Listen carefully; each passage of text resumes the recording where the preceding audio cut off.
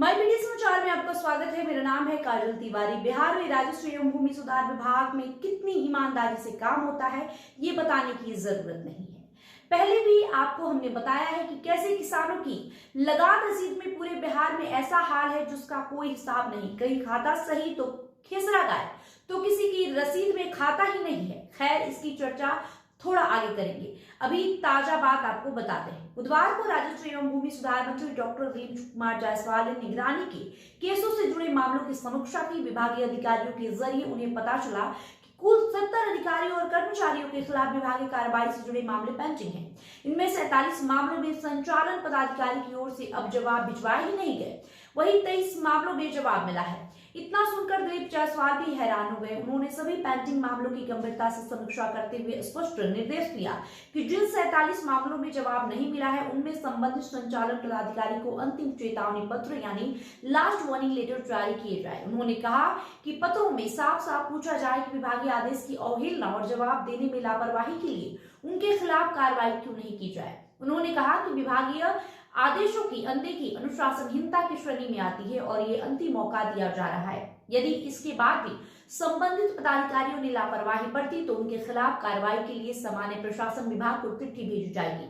समीक्षा बैठक में मंत्री ने यह भी निर्देश दिया कि विभाग में सस्पेंड कर्मचारियों को सर्वे कार्य में लगाया जाए। उन्होंने कहा कि ऐसे स्टाफ से भू अभिलेख एवं परिमाप निदेशालय के आदेश एवं निगरानी में काम कराया जाए ताकि विभागीय कार्यों में गति बनी रहे। विजय कुमार सिन्हा ने जब बतौर डिप्टी सीएम भूमि एवं राजस्व विभाग में काम शुरू किया था तो भूमि सर्वे को लेकर टाइट हो गए थे। वही भ्रष्टाचार में लिप्त अंचलाधिकारियों और राजस्व कर्मचारियों के खेल भी उनको समझ में आने लगे। इसलिए उन्होंने सबसे पहले इन्हीं दो अफसर कर्मचारियों के पेच कसने शुरू कर दिए। हालांकि हम ये नहीं कह रहे कि सभी सीओ या सभी कर्मचारी भ्रष्टाचारी हैं, लेकिन तो जरूर निगरानी की छापेमारी में पकड़े गए अफसरों कर्मचारियों से इसका अंदाजा लगाना मुश्किल नहीं है। विजय कुमार सिन्हा के इस कदम से रैयत भी काफी खुश हो गए थे। वजह थी कि उनकी लगान रसीदों के ठीक किए जाने की उम्मीद बंधना। किसानों का कहना था कि पहली बार किसी ने विभाग की सही चोट मारी है।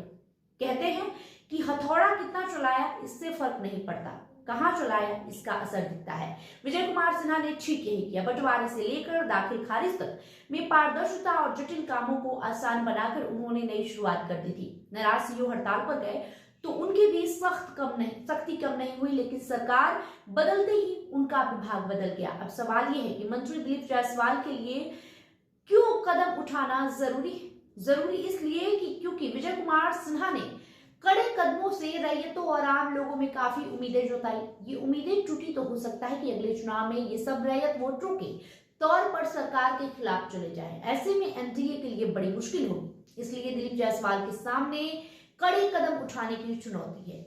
वही ये कड़े कदम सिर्फ दिखावे के नहीं होने चाहिए, इसका जमीन पर असर भी दिखना चाहिए। पॉलिटिकल जानकारों का माने तो ऐसा करके ही वो अपना जनता के बीच विश्वास जीत सकेंगे।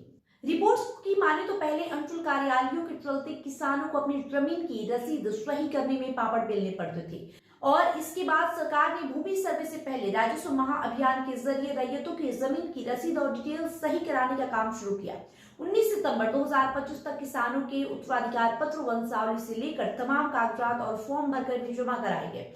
उसका क्या हुआ ये अब तक नहीं पता। अब देखना होगा कि दिलीप जायसवाल बतौर भूमि सुधार एवं राजस्व मंत्री इस काम को पूरा कर पाते हैं या फिर किसान और रैयत रसीद की मकर जाल में उलझे रह जाएंगे। बहरहाल रिपोर्ट में इतना ही। वीडियो पर आपकी जो प्रतिक्रिया होगी कमेंट बॉक्स में लिखिएगा। वीडियो को लाइक और शेयर करिएगा। बहुत बहुत शुक्रिया।